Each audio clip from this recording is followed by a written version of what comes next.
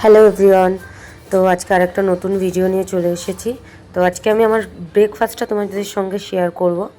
তো আমি নিয়ে নিয়েছি 2টো লঙ্কা, হাফ পেঁয়াজ, কটা ধনেপাতা আর একটা টমেটো।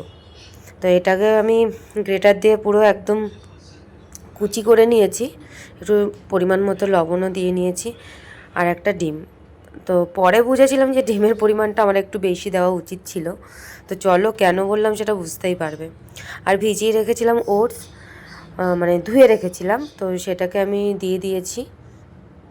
দেওয়ার পরে মিক্স করে, মানে আমি আসলে ওটসের একটা অমলেট বানাতে চেয়েছিলাম। তো তাওয়াতে তেল দিয়ে গরম হয়ে যাওয়ার পর ওটসটা দিয়ে দিয়েছি। দেওয়ার পরে কিছুক্ষণ ঢাকা দিয়েও রাখতে পারো তোমরা, আবার নাও রাখতে পারো। আমি ঢাকা দিইনি, আমি এরকমই রেখেছিলাম। তো তারপরে কিছুক্ষণ পরে দেখলাম হয়ে এসেছে।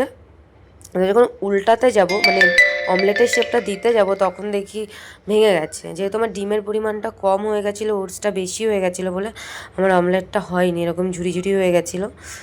তারপরে আমি নামিয়ে একটুখানি গোলমরিচ গুঁড়ো দিয়ে নিয়েছিলাম। তারপরে ব্রেড সেঁকে রেখেছিলাম আমি, সেটা দিয়েই খেয়ে নিয়েছি। তো অমলেট তো হলো না, তো এরকমই খেতে হলো। চলো টাটা, বাই।